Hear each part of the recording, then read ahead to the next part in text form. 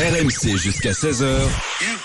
Le droit à la déconnexion ou la possibilité d'être indisponible ou injoignable en dehors de ses heures de bureau. J'ai une application qui permet de les recevoir. Ça me donne l'information pour être un peu en avance le lundi. Le boulot aujourd'hui, il est piloté par le stress, donc on peut pas se déconnecter comme ça, c'est pas évident. Roselyne Bachelot prend les commandes.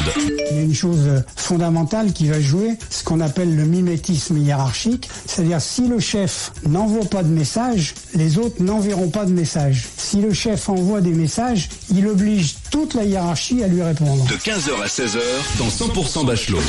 Bonjour, c'est Roselyne Bachelot, il est 15h05 sur RMC, 100% Bachelot et 100% Rémi. Bonjour chef. Oui, chef. Bien sous-chef. On s'est pas envoyé de mail, Rémi. Hein, tranquillou, oui. Bilou. Mais en ce début d'année, entre en vigueur une loi sur un droit à la déconnexion. Alors, c'est de la démarche, c'est tout à fait sympathique. Hein, c'est très L'idée bien. est bonne. Tout à fait bien. C'est vrai que certaines entreprises abusent et demandent à leurs salariés, finalement, de faire des heures supplémentaires. Puisque, en dehors des heures de travail, on demande d'être disponible par le biais des portables ou des ordinateurs. Et puis, on est censé quand même les avoir lus, les avoir travaillés avant de commencer le travail de façon efficace. C'est une sorte de gestion par le stress qui vient polluer nos week-ends, nos heures de repos et même parfois nos vacances. Ça peut même tourner au harcèlement sur le travail. Mais finalement, moi je me demande si cette loi, c'est pas du gros pipeau. Pas de sanctions, l'obligation préalable de négocier, le fait que ça ne concerne pas les entreprises de moins de 50 salariés, comme si à 49 salariés, on n'était plus harcelé. Encore une fois, je le répète, une loi pipeau, et on vous attend au 32-16 sur Twitter, Bachelot_RMC. Vous pouvez également même m'écrire sur rmc.fr. RMC, Top News 100% Bachelot.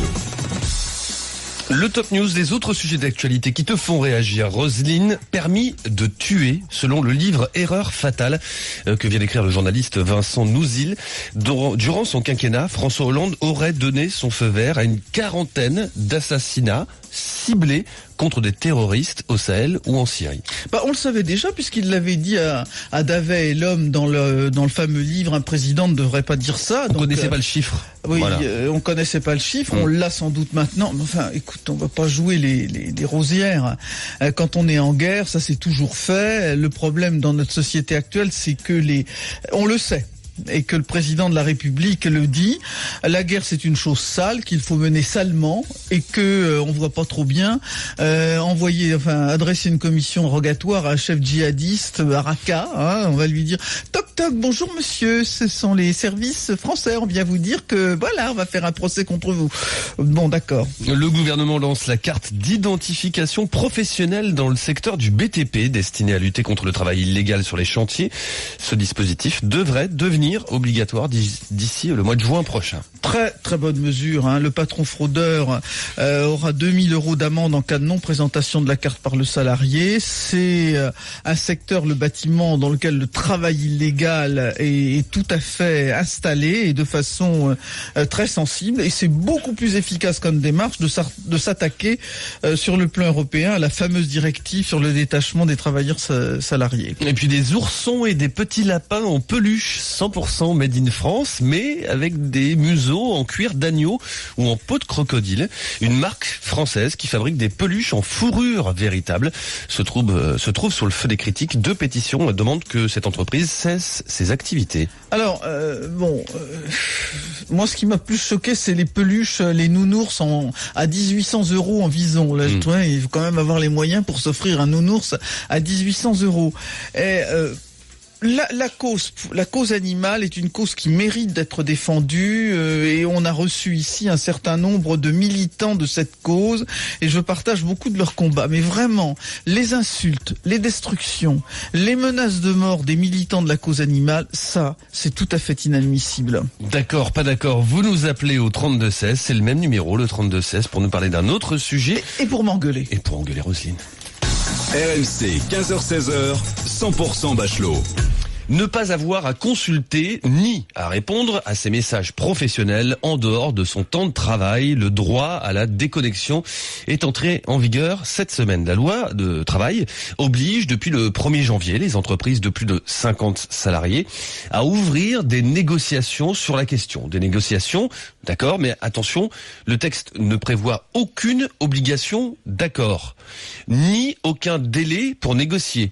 Les entreprises peuvent se contenter d'une charte rédigée unilatéralement par l'employeur.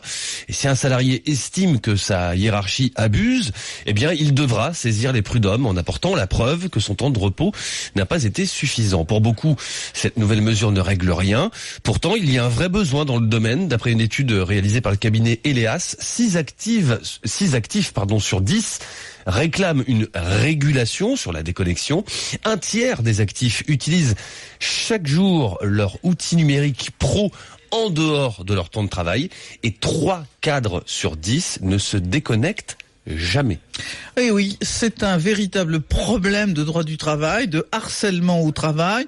Vous pouvez nous donner vos constats, vos expériences personnelles, vos solutions. Vous nous appelez au 3216 sur Twitter et sur Facebook. Et tout de suite, j'ai mon premier invité, Yannick Châtelain, professeur à l'école Grenoble, école de management, qui est l'auteur d'un livre tout à fait passionnant qui s'appelle Vos mails il n'y a pas marqué m'emmerde, je précise. Il y a 3 petits points, mais m'emmerde. Lire vos mails, c'est le sous-titre Nuit gravement à ma santé et c'est aux éditions Kawa. Bonjour Yannick Châtelain. Bonjour Roselyne. Oui, c'est l'éditeur qui s'est trompé sur le titre. Ah bon. C'est ça. Yannick, on va d'abord faire le constat de cette affaire. Ça s'exprime comment ce harcèlement ou du moins cette gestion par le stress de la connexion qui s'établit entre l'entreprise, entre la direction de l'entreprise et le salarié à toute heure du jour et de la nuit. Ce matin, je pensais à vous. Vous voyez dans le train, dans le froid matinal, la froidure matinale qui m'accompagnait jusqu'à chez vous, dans vos studios, et je discutais avec mon copain imaginaire Guillaume Apollinaire, qui me disait Yannick, tu vas pas dire que du mal. Il est grand temps de rallumer les étoiles en 2017. Wow. Donc, ça s'explique. On est co-responsable. 70%. Quand vous pensez que 70% des Français, vous, moi, nous, les 2 chefs qui sont ici, puisque j'ai entendu qu'il y avait 2 chefs. Non, mais un chef, moi, et un sous-chef. Moi, je suis obligé de dire mes mails. 70% consultent leur mail toutes les 5 minutes. Toutes les 5 minutes. Imaginez en termes de productivité, ça me semble pas très très opérant de s'arrêter toutes les 5 minutes dans une tâche. Donc déjà, il y a une co-responsabilité. Vous avez très bien défini tout à l'heure, Roselyne, la chose. Est-ce que c'est pipeau? Et c'est là où je veux dire du bien pour une bonne année 2017. Je veux pas dire que du mal. Le côté, par exemple, les salariés sont tous protégés. Ils sont déjà protégés. Il n'y avait pas besoin de rajouter droit à la connexion. Alors, protégés, pourquoi? J'ai consulté une juriste, je suis pas juriste, et Nathalie Devilliers, qui est docteur en droit à Grenoble École de Management, m'a dit, Yannick, note une chose, il y a eu 2 jurisprudences. Première jurisprudence, en 2014, la Cour de cassation, ne pas être joint en dehors de ses heures de travail n'est pas une faute professionnelle, grave ou lourde. 1. Deuxième, en 2015, des échanges de mails tard le soir et le week-end, vous en avez parlé Roselyne, peuvent être considérés comme des heures supplémentaires. Alors, donc, le seul côté positif, c'est de poser le problème social du droit à la déconnexion. Mais et derrière, qu'on pose le problème, mais qu'on fasse une loi, alors qu'on fasse une loi qui sert à rien, une loi qui ne sert à rien, pour la bonne et simple raison. Alors, c'est généraliste. Simplement, c'est le fait de citer le droit à la déconnexion, c'est faire prendre conscience qu'on a un problème social. On va en reparler, Yannick. Tout de suite, on va en parler tout de suite. On a Sébastien qui appelle de Montpellier dans l'Hérault. Bonjour Sébastien. Oui, bonjour, bonne année, mes meilleurs vœux. Eh ben, il est encore temps de se souhaiter la bonne année, Sébastien. Je vous souhaite également une très très belle et joyeuse année. Sébastien, vous êtes... Également. Merci. Vous êtes commercial en agroalimentaire. Oui. Vous avez vous-même vécu cela Pas du tout. Pas du tout. Alors, dites-nous. Écoutez, moi, mon téléphone, déjà, premièrement, quand j'ai terminé de travailler, c'est-à-dire le vendredi soir, je le coupe à 19 ans. Ouais. Et je le rallume le lundi matin à 6h30. Voilà, c'est ça. Donc vous, et c'est admis dans l'entreprise, vous avez jamais eu de problème. Ah non, pas du tout. Après, si vous voulez, dans mon expérience professionnelle, ou même dans les SLSI, il m'est arrivé de consulter mes messages le dimanche soir pour prendre des commandes par téléphone de mes clients et les transférer par mail à ma société pour que le client soit livré le lundi matin. Ah oui, quand même. Donc, oui. votre... Non, mais ça c'était un choix. Personne, je pouvais très bien me lever à 5h du matin. Écouter mon portable, rédiger mes mails, les envoyer avant de partir sur le terrain. Donc, si vous voulez, c'est pas ma direction qui m'imposait à faire quoi que ce soit. C'est moi qui ai pris la décision de faire ça. Bon, ça me prenait 10 à 20 minutes à faire ça. Mais vous avez jamais eu de reproche de la part de votre hiérarchie? Pas du tout. Pas du tout. Donc vous pouviez vous le permettre parce que peut-être il n'y a jamais eu de reproche aussi. Peut-être, personne n'est parfait, mais quoi qu'il en soit, moi je faisais ça comme ça. Sinon, je pouvais très bien orienter les clients vers le répondeur de la société. Il y en a qui me laissaient sur mon portable, je consultais pour qu'ils soient bien servis le lendemain matin. Après, ça peut faire preuve de professionnalisme.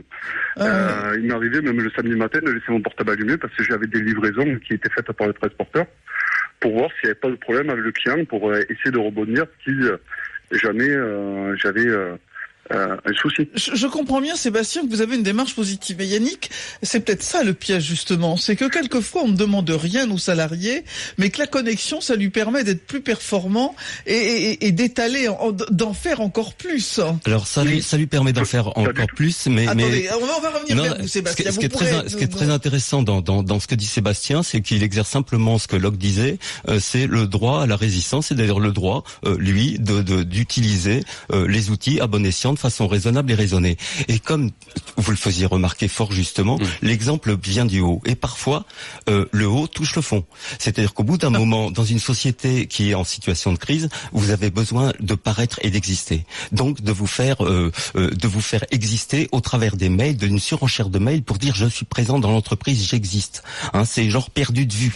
Alors, faut pas être perdu de vue dans l'entreprise. Donc vous allez envoyer des mails pour vous changer vos chaussures, vous envoyez un mail pour informer l'ensemble de... Donc l'exemple vient vraiment du haut. Et d'ailleurs, regardez, au niveau de l'Assemblée nationale, le Wi-Fi, on en est où de la coupure du Wi-Fi, de la coupure des smartphones, tout ça?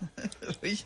Enfin, moi, évidemment, moi, en tant que ministre, quand je l'étais, j'étais connecté 24 heures sur 24, mais ça, c'est autre chose. Sébastien, il n'y avait pas dans ce que nous disons avec Yannick de critique à votre endroit. Absolument pas. J'ai compris. Non, mais même de l'admiration, moi, je dirais. Non, mais peut-être. Surtout que j'ai une maison à payer à la fin du mois. Mais il faut bien regarder. Moi, si vous voulez, j'ai aucune pression. Aucune pression. Très bien. C'est important à ma connexion, connexion. C'est important de le dire, Sébastien. Encore une fois, c'est important de le préciser. C'est bien que vous le fassiez. Vous pouvez vous permettre de couper le portable le vendredi soir et de le rallumer le lundi matin, sauf vous l'avez expliqué dans des cas précis, parce que vous n'avez pas de pression de la part de votre hiérarchie. Maintenant, il y a les cas où les salariés justement se sentent coupables s'ils ne répondent pas aux mails, s'ils ne répondent pas au téléphone. Alors on a peut-être un autre témoignage sur ce sujet. On a un témoignage de France au 32-16, qui nous appelle du département de l'Aube. Bonjour France. Oui, bonjour Roselyne, bonjour à votre invité, bonne année à vous. Bonne année France. Bonne année. Alors vous exercez quel métier France? Alors je suis aide-soignant dans la fonction publique hospitalière. D'accord, je connais bien. Alors France. Oui.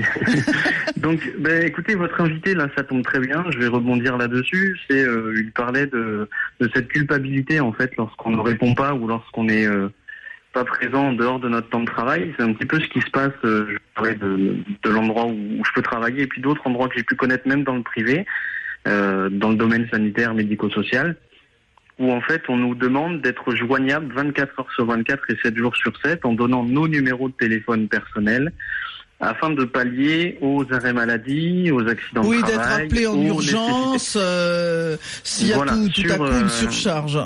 Voilà, une surcharge due à n'importe quel événement, mais du coup ça ne nous permet pas de couper entièrement de notre travail Et ça peut nous amener une culpabilité lorsqu'on est dans l'impossibilité de répondre à ce besoin.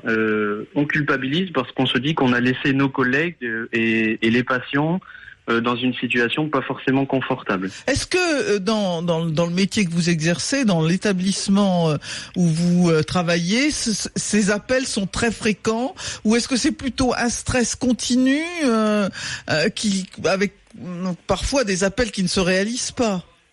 Alors c'est pas très fréquent, on va l'avouer, mais c'est vrai que c'est un stress continu parce qu'on peut se demander si vraiment ce jour-là on va être rappelé ou non. Parce que par exemple, lorsqu'on pose nos jours de congé ou nos RTT ou des repos sur des jours fériés, on sait qu'on peut être rappelé sur tous les repos sauf nos congés annuels. Donc c'est-à-dire que tous nos repos sont entre guillemets en sursis. Et vous êtes en astreinte continuelle. Officieusement, oui. Officieusement, oui.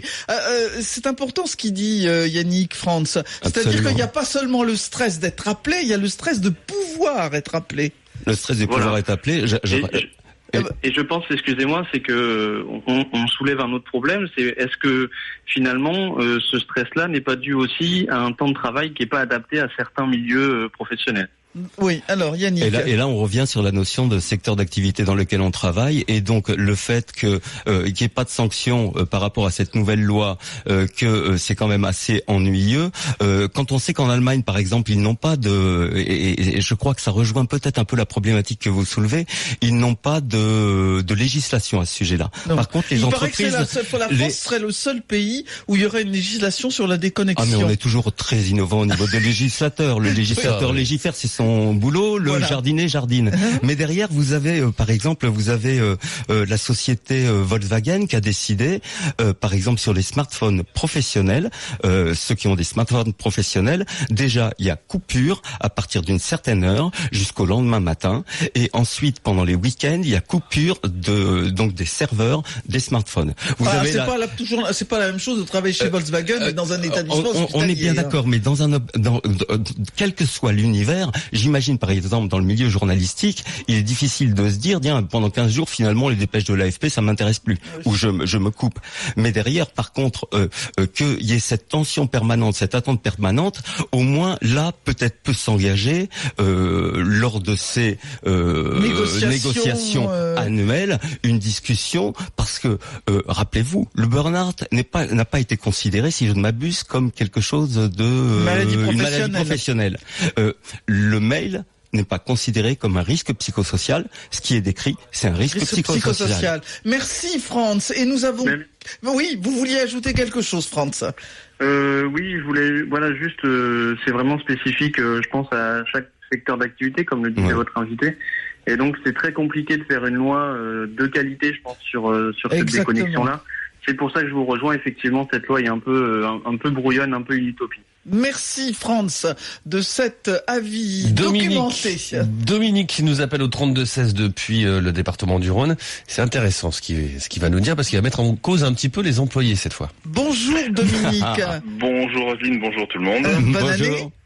Meilleurs vœux à tous. Meilleurs vœux. Alors Dominique, vous êtes directeur commercial, hein? Tout à fait.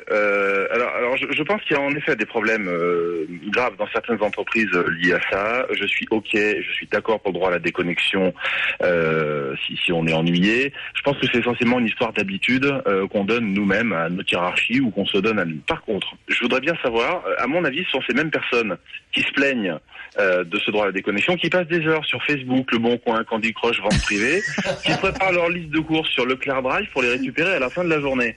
Donc oui, il y a de gros problèmes, du harcèlement, des choses comme ça, je suis d'accord, mais pour faire court, je pense que c'est une histoire de bon sens, tout simplement. Ça sent vécu tout ça, Dominique, hein? Oui, ça sent le vécu. Écoutez, quand on travaille sur certains sites, dans certains lieux, on voit ce qui se passe. Et je critique pas forcément non plus. Enfin, l'idée, c'est qu'on est quand même payé pour être au travail et travailler pour notre patron, qu'on passe 20 secondes à ça m'est eu arrivé de répondre à un mail perso. D'un autre côté, quand à 19h30 ou 20h, j'ai un mail de mon patron, je le regarde, j'y réponds pas. Et ceci dit, j'en ai pas d'ailleurs. Voilà. Parce que quand on donne l'habitude de ne pas répondre tout de suite, on répond pas. Et au bout de 2 fois, les gens comprennent qu'on n'a n'a pas répondu, c'est tout. Oui, c'est ça. Oui, effectivement, là, vous abordez un peu un autre problème. C'est vrai que quand il y a un mail comme ça pour une vraie urgence, c'est pas là le problème. On l'a vu, Yannick, c'est tout à fait différent, ce harcèlement. Oui, je pense que c'est. Je rejoins connecté. Et on est sur la même longueur d'onde. C'est une question d'usage raisonnable et raisonné et qui incombe également naturellement au management, un usage raisonnable et raisonné des mails. Parce que je vous parle, et si on les a tous vus, entre les mails balsaciens, vous n'êtes pas éditeur non plus. Quand vous recevez un mail qui fait 50 pages, ça devient un peu pénible. Quand vous avez le mail perdu de vue ou le mail absolument inintéressant dont vous êtes en copie, quand vous avez 100 mails à lire par jour, quand vous vous interrompez toutes les 5 minutes dans votre travail, c'est pas non plus quelque chose d'extrêmement productif. Et le multitasking, donc ce caractère multitâche, on finit la journée en définitive en s'étant dit on a fait beaucoup de choses, mais qu'est-ce qu'on a fait? On a perdu déjà 5 minutes à se concentrer sur des mails, ensuite on revient à sa tâche, ensuite en fait organiser, je pense par exemple quand on commence sa journée par lire ses mails, c'est bon, on a déjà désorganisé toute sa journée. Oui, parce que il faut être clair, dans ce harcèlement au travail, il n'y a pas seulement le fait de rester connecté en dehors des heures de travail, il y a le fait que la manie des mails avec les fameux undisclosed recipients, etc. Notre auditeur a toujours raison. Dans l'organisation de son travail. Bien sûr. C'est lui qui prend l'émetteur des mails prend en fait les commandes de votre organisation de travail. Absolument. Et on est co-responsable. Et c'est là où je rejoins, je pense qu'on est d'accord sur le fond, c'est Dominique. Oui, c'est Dominique. Dominique, on est d'accord sur le fond. On est co-responsable. Et puis parfois, tous autant qu'on est, on peut avoir un mail urgent à envoyer. J'ai la chance, moi, d'avoir une collaboratrice pour être avec Roselyne et Rémi. Aujourd'hui, j'ai la chance d'avoir une collaboratrice, Roselyne Lipolis, qui a pris son temps et de son temps. Moi, mais les Roselines en ce moment me portent bonheur. En 2017, les Roselines me portent bonheur. Bon, ça y est, allez, je croise les doigts. Et d'avoir, bien sûr, je lui ai envoyé un mail assez tard pour avoir une réservation de train, pour avoir, etc.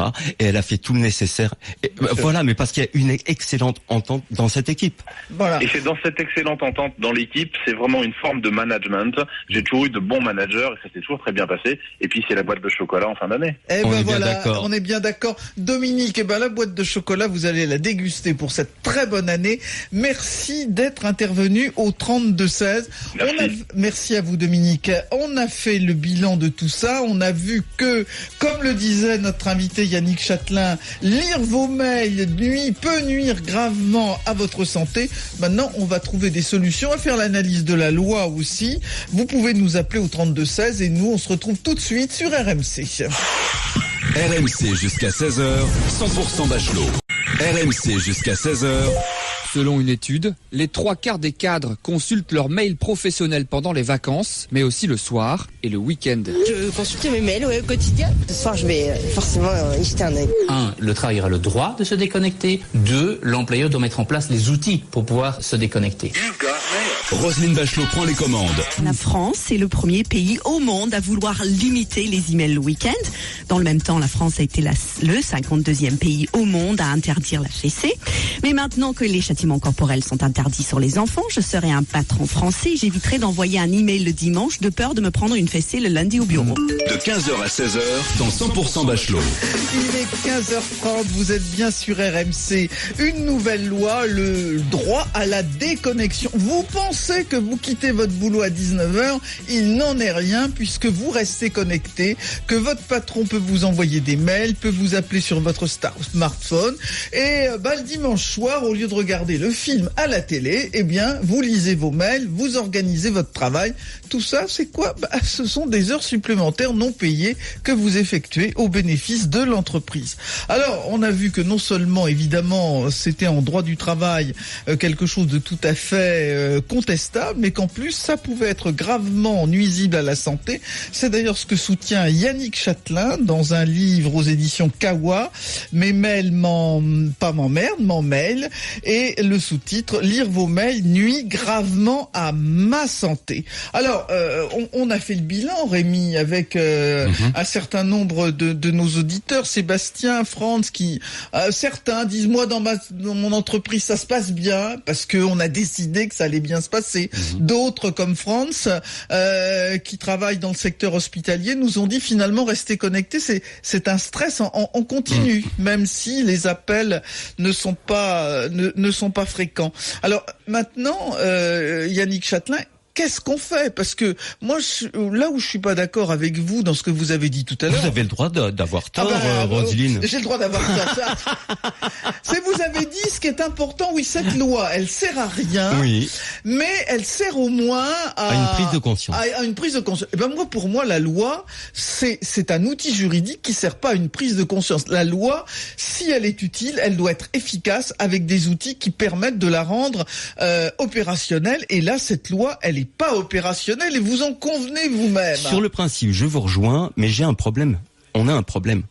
Enquête ISNV MGEN Opinionway 2016.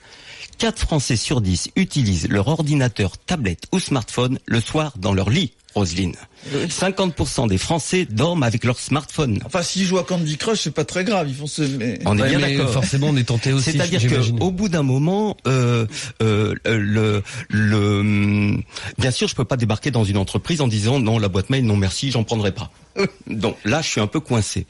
Mais ensuite, on s'auto-coince nous-mêmes. C'est-à-dire, on est aussi une société de selfie society.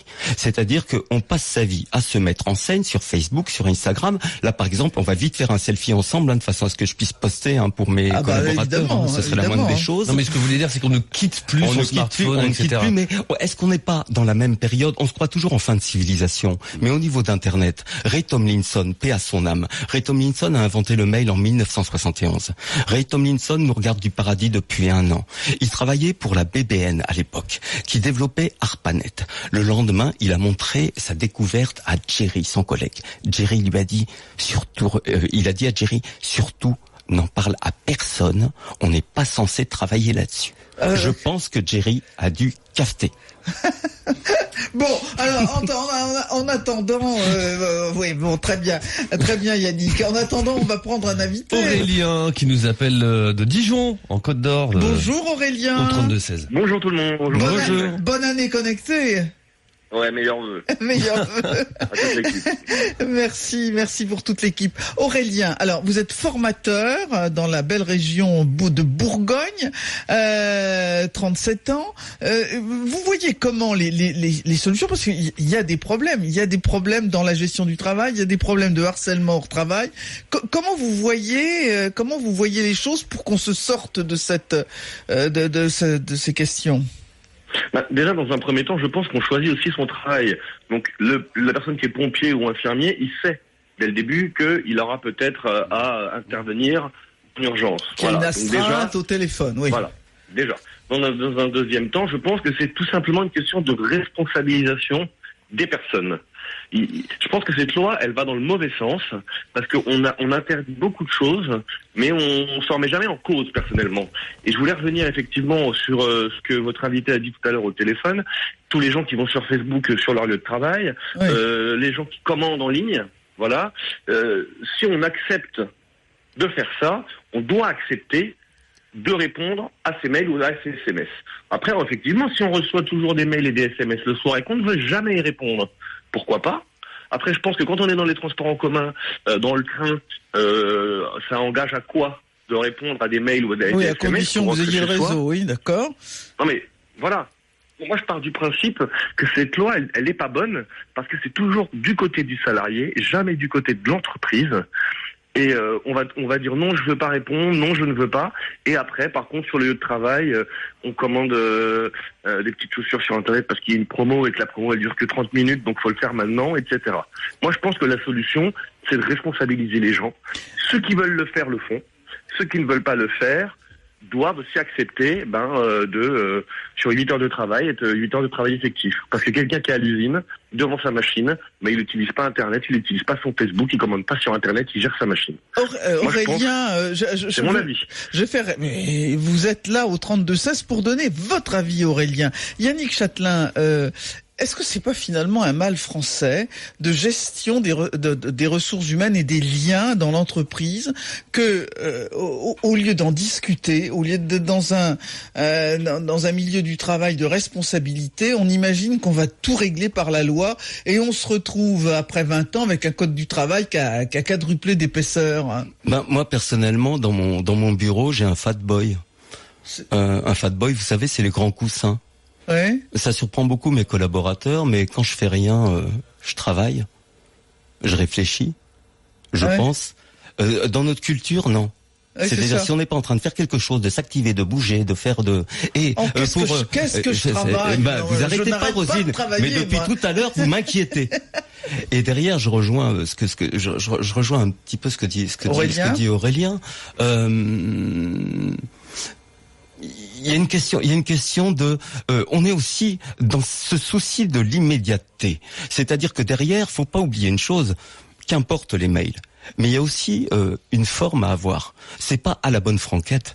On n'a pas à recevoir des mails qui sont violents. On n'a pas à recevoir des mails qui sont disqualifiants. Il y a aussi non seulement un problème quantitatif, mais qualitatif. Et souvent, de temps en temps. Alors j'ai une petite solution pour ça. Qu'on ne dirait pas. Le courage des lâches. Le mail est idéal. Alors il y a un truc à faire. Vous imprimez le mail. Si vous en avez la possibilité, vous amenez le mail dans le bureau, si vous en avez, et vous faites lire à la personne le mail qu'il vous a envoyé. Très bonne solution. Généralement, c'est pas ce qu'il voulait dire. Voilà, c'est ça. Voilà, Aurélien, merci d'être intervenu au 32-16 et nous avons quelqu'un qui a un très joli prénom que j'adore. Pierre. Bah oui, c'est le prénom de mon fils. Pierre. Bonjour Pierre. C'est un très joli prénom. Bonjour Roselyne. Il nous appelle du Rhône. Bonjour Pierre, bonne année. Bonne année, meilleurs vœux à 100% Bachelot, à toute l'équipe. Merci. Alors, c'est vrai que l'auditeur précédent a donné un avis. Moi, je vais plutôt vous donner mon expérience, puisque je suis commercial et moi déjà je me suis mis comme solution un truc assez simple. Vous savez, j'ai un téléphone de fonction. Moi personnellement, j'ai aussi un téléphone personnel qui me permet aussi de pouvoir déconnecter pour les vacances, etc. Et ça, c'est quelque chose d'essentiel. Mais par exemple, une loi, moi, qui devrait être mise en place, c'est de dire qu'aujourd'hui, moi quand même, je paye un avantage en nature pour la voiture, mais aussi pour le téléphone. C'est obligatoire, ça ne se négocie pas. Mais moi, personnellement, je comprends pas pourquoi je paye un avantage en nature, puisque j'ai un téléphone à côté, donc c'est pas un avantage, c'est un outil de travail. Donc si la loi voulait vraiment être juste, elle dirait qu'on ne devrait pas faire payer un salarié un avantage en nature téléphonique, quoi. Puisque par défaut, ça veut dire que si je suis en vacances, j'utilise ce téléphone quoi, pour être joint par ma famille. Donc ça, c'est un problème. Ça, c'est une loi qui pourrait être stipulée dans les entreprises. Il y a aussi quelque chose, c'est que vous savez, moi j'ai été sédentaire, maintenant je suis itinérant. Quand j'étais sédentaire, j'avais des horaires fixes. J'arrivais à me déconnecter du travail. Mais la déconnexion, c'est pas que le téléphone, quoi. Mais si par exemple on pouvait mettre que dans mon contrat que mes patrons ne peuvent pas me joindre après 19h, ça serait aussi un avantage, quoi. Aujourd'hui, je me vois mal dire à mon patron, écoutez, il est 20h, faut pas m'appeler, quoi. Ouais. Alors, non, mais il dit quelque chose de très intéressant, Pierre. La notion, finalement, toute simple, d'avoir deux téléphones. On a un téléphone boulot et un téléphone privé, parce que c'est vrai que quand il y a le mélange des deux, on va pas étendre. Il y a un mélange des genres. Ou d'ailleurs, c'est valable pour le téléphone, mais c'est valable pour la boîte mail, de la même façon. Oui, et ce que dit Pierre me fait penser à donc ce qu'a mis en place la société Daimler. J'en ai peut-être déjà parlé. Peut-être que je radonne. Non, Volkswagen, tout ça. Oui, c'est ça. Non, Daimler, par exemple, et je pense que Pierre, ça va lui parler. Ils ont mis en place quelque chose qui s'appelle, mais là encore, c'est spécifique à cette société, à cette structure, à des gens qui se parlent. Ils n'ont pas besoin de législation en Allemagne. Bien sûr. Le mail on holiday stipule que tout courrier que vous allez tout courriel que vous allez recevoir va être supprimé automatiquement de votre boîte et redispatché vers un collaborateur ou une collaboratrice qui traitera la problématique. C'est adapté à Daimler, mais simplement ça fait l'objet d'une réflexion commune. Il n'y a pas eu besoin de législation, juste besoin de gens qui ont envie de travailler ensemble de façon efficace, sans revenir au travail avec 653 mails à gérer, ce qui est parfaitement impossible. Pierre, vous êtes d'accord pour faire ça aussi, supprimer systématiquement les mails ou les supprimer, du moins les rediriger vers un collègue Alors c'est très compliqué ça, parce que vous savez, il y a des fois je vous dis n'importe quoi, j'ai besoin de prendre un rendez-vous, c'est moi qui ai besoin d'avoir la réponse, et puis des fois moi ça m'arrange aussi d'avoir la réponse assez tard. Oui, donc c'est pour ça que moi je pense que le vrai problème, c'est qu'il y a des petites lois comme ça, comme je vous ai dit, des petites pistes pour améliorer le quotidien du salarié. La vérité, c'est aussi dans la tête, parce que moi la déconnexion, c'est vrai que je me reconnais tout à fait dans la description de dire que j'ai du mal à déconnecter, mais c'est pas que dû au téléphone, à la tablette, au PC, quoi. Hein. Parce que moi, il y a des fois, je travaille très très tard le vendredi soir, de manière à être bien dans ma tête le samedi dimanche, parce que quand on n'est pas à jour, on passe un mauvais week-end, quoi. Et on sait qu'on va attaquer le lundi matin avec du retard, on n'est pas bien. Donc des fois, moi, pour déconnecter, j'ai besoin de faire des grosses journées assez tard, de me permettre de faire un super week-end, quoi. Donc moi, je pense que c'est une politique aussi de management. Quand on a des managers qui savent nous orienter en disant attends, c'est pas normal, quoi. C'est pas normal que tu finisses à 20h, il faut que tu t'organises mieux. C'est pas possible de finir à 20h. Moi, j'attends de mon manager qu'il me dise ça. Et je me plains pas dans ma société. Ils sont plutôt souples là-dessus. Mais moi, c'est plutôt à ce niveau-là qu'on devrait mettre la pression. Voilà. Moi, si demain je devais gérer une équipe de commerciaux, s'il y en a un qui me dit je finis à 20h tous les soirs, je travaillerai avec lui pour qu'il finisse beaucoup plus tôt, ou du moins que ça soit exceptionnel. On aimerait avoir des patrons comme vous, Pierre, finalement. Oui, Pierre, c'est aussi dans l'intérêt du patron, hein. C'est aussi dans l'intérêt du patron. Mais... Parce que s'il finit à 20h, c'est qu'il est mal organisé, quoi. C'est tout, quoi. Voilà. On parlait de management, on parle de management, et on donnait des exemples de Volkswagen, de Daimler, par exemple. Il y a aussi l'exemple de Michelin. Depuis mars dernier, il y a un accord qui a été signé au sein de l'entreprise. Alors, ce qui se passe, c'est qu'ils ont mis en place un système automatique de suivi des horaires d'entrée et de sortie des cadres. Bon, point, enfin, on est comme un peu pointé, mais c'est détecté automatiquement. Mais c'est même beaucoup pointé. Voilà. Sauf que ensuite, leur connexion au serveur en dehors des heures de travail, là aussi, sont suivis. Chaque mois, leur manager les RH reçoivent le bilan des connexions faites hors temps de travail par les salariés. Ah, dites donc, c'est quasiment un piège. Et ce qui se mais ce qui se passe, c'est non, mais on a la loi sur le renseignement, c'est bon. Sauf que c'est ce qui se passe, c'est qu'à un moment donné, lorsque vous dépassez un certain nombre de points de connexion, vous êtes convoqué par le RH. Ah, c'est ce que disait Pierre, finalement. Pour dialoguer, pour savoir qu'est-ce qui se passe, pourquoi tu t'es connecté autant de fois le week-end dernier et après tes heures de travail. Est-ce que tu sais gérer ton travail? Voilà, comme exactement. Est-ce que t'es pas débordé? Voilà. Alors, attendez, je vais faire réagir Yannick, mais Pierre, alors, ça va tout à fait dans votre sens, ça. Oui, ça va dans ce sens-là, parce qu'après, là, il faut rester souple. Je sais pas, moi, quelqu'un qui va commencer dans une société, il va beaucoup plus s'investir au départ que quelqu'un qui a 10 ans de boîte, quoi. Ah, oui, c'est logique, quoi. Il connaît mieux sa société, mieux ses clients, mieux tout. Donc, logiquement, il est beaucoup plus efficace qu'un nouveau. Donc, c'est normal aussi qu'on soit très souple. Il y a aussi des périodes dans le commerce qui se fait, parce que je parle du commerce, c'est quand même les gens les principaux concernés quand on est cadre et qu'on est en déplacement. On a des périodes beaucoup plus souples parfois au niveau des rendez-vous, et des fois beaucoup plus compliquées. Donc c'est vrai que les lois ne doivent pas être trop strictes, mais par rapport au patron, s'il y a la seule chose qu'il y aurait, moi, c'était vraiment cette solution de dire ok, maintenant il y a quand même quelque chose qui est stipulé, on peut pas vous appeler après telle heure, c'est interdit de vous appeler après 19h, 20h, peu importe, quelque chose qui soit marqué sur un contrat valable pour tous les cadres de la société. Je pense que c'est pas mal à négocier dans chaque société, et puis d'interdire l'avantage en nature du téléphone. Parce qu'aujourd'hui, moi j'ai des commerciaux qui gardent qu'un seul téléphone en se disant je paye, je vais pas en plus me payer un deuxième téléphone, quoi. Merci Pierre de cette solution. Yannick, alors les solutions, elles sont quand même à portée de main pour. Elles sont à portée de main, mais déjà il y a assez longtemps, je me rappelle, et je crois pas dire de bêtises, Hewlett Packard interdisait à ses cadres de partir avec du travail à la maison. On parle même pas de mail, de partir avec du travail, c'est-à-dire considérant que s'ils avaient du travail à remporter à la maison, c'est qu'en définitive, il y avait un problème de gestion du temps, d'organisation du travail, etc. Et alors qu'ils ne se fassent pas de soucis par rapport aux attitudes qu'on a, vous avez il y a des études qui ont été faites, 19% seulement des gens cherchent à se déconnecter au maximum pendant leur voyage. Seuls 19%. On est quand même mais on est au tout début d'Internet. On se croit toujours en fin de civilisation. On est en train d'apprivoiser, comme on a apprivoisé la télé avec le magnétoscope. Et ben voilà, on est au début de la civilisation d'Internet. Merci à tous ceux qui sont intervenus au 32-16.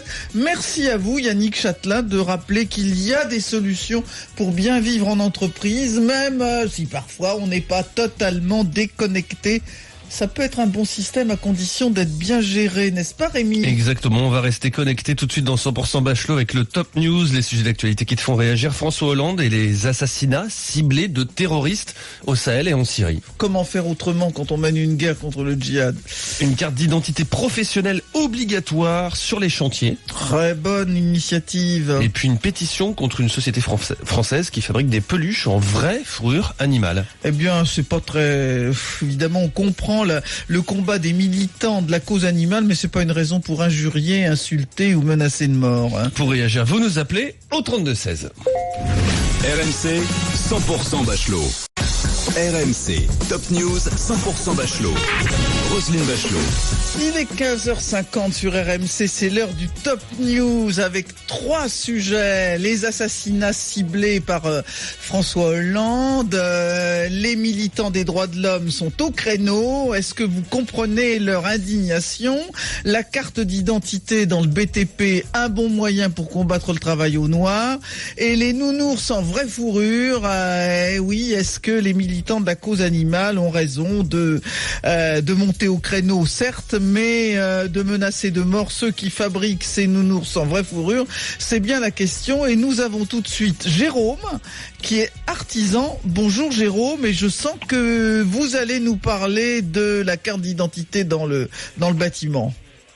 Bonjour Madame Bachelot, bonjour Jérôme, meilleurs vœux Jérôme à vous. Alors, je suis content de passer à l'antenne, ça fait 3 fois que je passe dans votre émission, ça fait 3 fois que je suis pas d'accord avec vous, mais c'est un fidèle. L'année commence bien Jérôme, mais je suis toujours contente de vous avoir avec nous au 32-16. Alors dites-nous ce que vous avez sur le cœur Jérôme. Moi, le problème de cette nouvelle carte d'identité, on a déjà des cartes d'identité, on a des cartes qui sont envoyées par la Chambre des métiers avec un numéro qui nous est affilié. Et avec un code NAF ou un code APO qui dit dans quelle profession on travaille, avec notre nom, notre prénom, notre photo si on veut la mettre évidemment, et notre adresse. Cette nouvelle carte qu'ils vont faire, parce qu'elle va être plus moderne, elle va y avoir un code barre ou apparemment... Oui mais là attendez, que je comprenne bien Jérôme, vous êtes artisan, vous êtes à votre compte. Tout à fait. Ça c'est une carte professionnelle que vous avez en tant que artisan employeur. Mais vos salariés, ils n'ont pas de carte, de carte professionnelle. Mais quelle différence? Le problème de cette carte, Jérôme, je me permets juste de préciser pour les auditeurs qui ne connaissent pas le sujet, c'est une carte d'identité professionnelle que tout ouvrier qui travaille dans le BTP, on imagine les ouvriers qui travaillent sur un chantier par exemple, devra avoir sur lui constamment et devoir pouvoir présenter en cas de contrôle. Mais on peut, moi je suis d'accord avec vous, mais on peut en avoir 10 cartes. Il y a personne, ça fait 22 ans que je suis artisan. J'ai jamais eu un contrôle. Ah, 22 voilà. Ans. Ça vous avez raison, maintenant il faut qu'il y ait des contrôles. Voilà. Vous pouvez m'en donner 10 cartes si vous voulez. 10 cartes. Ça changera rien. On n'est pas contrôlé. Ça sert à rien. Ça ne sert à rien. Voilà. D'abord, on va nous la faire payer. Ça fait un comble, là. Hein, ouais, c'est pas très cher, hein. Je crois que c'est 20 euros. Si vous voulez me les donner, donnez-moi les euros, c'est rapide. Vous avez raison Jérôme, quand dans les entreprises où il n'y a pas de grosse main, c'est toujours un problème. Oui, vous avez raison. Vous avez raison de me on n'est pas contrôlé, Madame Bachelot. Le problème, c'est que moi, je veux bien qu'on nous donne des cartes d'identité, mais alors embaucher, il paraît qu'il y a 6 millions de chômeurs en France, embaucher des contrôleurs, des gens qui viennent sur les chantiers contrôlés et qui feront le ménage. Voilà. Du travail au noir, il y en a dans le bâtiment, il y en aura toujours. C'est un souci. Moi, j'ai 2 soucis avec cette carte. J'ai le premier où elle va être payante alors qu'on a déjà cette carte, bon, mais des ouvriers les auront, tant mieux. Et le second, c'est qu'on pourra même enregistrer les travailleurs européens qui viendront, qui sont embauchés en France et qui vont travailler en France. Moi, j'estime qu'il y a 6 millions de chômeurs en France. J'estime qu'il y a des gens qui peuvent travailler dans les entreprises françaises et que si on n'avait pas s'il n'y a pas de chômeurs, on pourrait prendre des gens qui viennent travailler à l'extérieur. Là, c'est pas le cas. C'est du dumping social et on va organiser ce dumping social. Voilà ce qui va se passer. Donc, Jérôme, la solution, c'est pas la carte, parce que finalement, s'il y avait des inspecteurs du travail qui étaient sur les chantiers, ils regarderaient si les gars sont en situation régulière ou irrégulière. Il y en aurait 100 fois moins. D'accord. Ok, Jérôme, merci d'être intervenu. Nous avons Olivier, exactement, qui nous appelle des Côtes d'Armor. Bonjour Olivier. Oui, bonjour, meilleurs vœux. Meilleurs vœux, Olivier, à vous, voilà, la bonne santé surtout. Oui, je suis impressionné de vous avoir au téléphone. Mais faut pas, Olivier. Oui, faut pas, on s'habitue très vite. Oui. Donc j'appelle parce que, encore une fois, j'ai hurlé chez moi en entendant ce matin les propos dans le livre de Vincent Nouzil sur Hollande qui a validé les 40 assassinats ciblés. Est-ce qu'on ne peut pas arrêter une fois pour toutes de parler de choses qui est confidentielle défense? En France, on a un conseil soi-disant de sages. Est-ce qu'ils ne peuvent pas l'interpeller pour lui dire de se taire? Oui, parce que c'est quand même, il faut le rappeler, c'est le président de la République lui-même qui a révélé qu'il avait commandité des assassinats ciblés. Ça, c'est dans le livre de l'homme. Dans le livre de l'homme et d'Aver. Voilà, hein. Et là, c'est un autre livre. Mais c'est vrai qu'il avait déjà dit. Il disait exactement qu'il avait vu avec la DGSE, qu'il avait dit qu'il avait une liste, et que si jamais il les appréhendait, voilà. C'est ce qu'il avait sorti dans le livre. Je suis l'un des plus jeunes présidents d'anciens combattants de France. J'ai 45 ans. J'ai fait plus de 17 ans dans l'armée, dont la force d'action rapide. Donc tout ça, je connais. Je veux dire, c'est le chef des armées, il n'a pas à parler comme ça. En plus, il faut pas qu'il oublie une chose, c'est que si on en est là aujourd'hui avec le terrorisme, avec l'EI, c'est pas de sa faute à lui, c'est un ensemble, c'est les politiciens qui ont amené tout ça. Il y a eu malheureusement... Ça a commencé il y a fort longtemps avec l'intervention américaine en Irak, oui, c'est vrai. Exactement, Madame Bachelot. C'était l'Irak avait peut-être un dictateur, la Libye avait aussi un dictateur, mais il tenait le Moyen-Orient.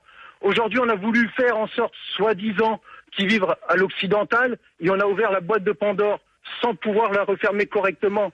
Alors donc, là, Olivier, ce qui est important dans ce que vous avez dit, c'est que finalement, vous n'êtes pas choqué par ces assassinats ciblés, qui portent d'ailleurs des noms différents dans votre boulot, puisque vous êtes un ancien militaire.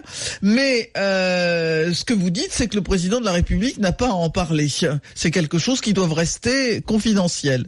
Mais complètement. Et puis aujourd'hui, tout le monde s'offusque en disant « Oh là là, il a fait ça ». Mais le Mossad, la CIA, tout le monde le fait. Et les autres présidents de la République, avant François Hollande, l'ont fait aussi.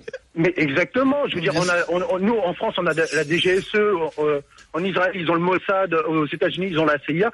C'est leur job. Ils sont là pour ça aussi. C'est comme quand un matin, on se réveille en disant « Oh, les Russes, ils nous ont espionnés. » On a des espions partout. Et nous, on espionne aussi les Russes. Exactement. Non, mais les Russes ou un autre, c'est pareil. Mais et il faut que les journalistes restent aussi de temps en temps à leur place et arrêtent de poser aussi des fois des questions qui sont un peu trop gênantes. Merci Olivier d'avoir. Donc ils peuvent poser des questions, mais ils sont pas obligés de diffuser la réponse. Quoi. Voilà, merci. Voilà, si vous voulez, mais dans ces cas-là, ça sert à rien de poser la question. Merci Olivier d'être venu avec nous au 32-16 et d'avoir dit avec force votre opinion. Et bonne année à nouveau, Olivier. Oui. Vincent, je sens qu'il y en a un qui va dire aussi avec force son opinion là. Bien entendu. Ouais. Bah alors la Coupe de France. Bah oui. Choisissez votre cas. Alors, est-ce que c'est bien, est-ce que c'est pas bien? On a vu que Roten s'était pris la tête hier soir. Pour la Coupe de France, moi je suis bien entendu, parce que Riolo le disait, c'est bien de voir un jardinier, un boucher casser la gueule à un professionnel. C'est bien, je dis ça, c'est le renvoi de râteau. Tu sais, quand tu marches sur le râteau, le jardinier, ça vient bien. Jean-Michel Gonzalez ou Kevin, on aura peut-être Jean-Michel, on va en parler du rugby, bien entendu. On va parler. Bien entendu. C'est obligé. De rugby. Bien sûr. Tu sais qu'il y a d'autres sports que le foot et le rugby. C'est vrai, Roselyne. Vous avez parlé de voile et tout. Écoute-moi, on est l'émission Omnisport de RMC. On parle de tout. Hier, on avait Covid hier. Ah, formidable. Là, c'est pas des raisonnements. Roselyne, passe une bonne soirée. Toi aussi. Et 100% Bachelot demain dès 15h.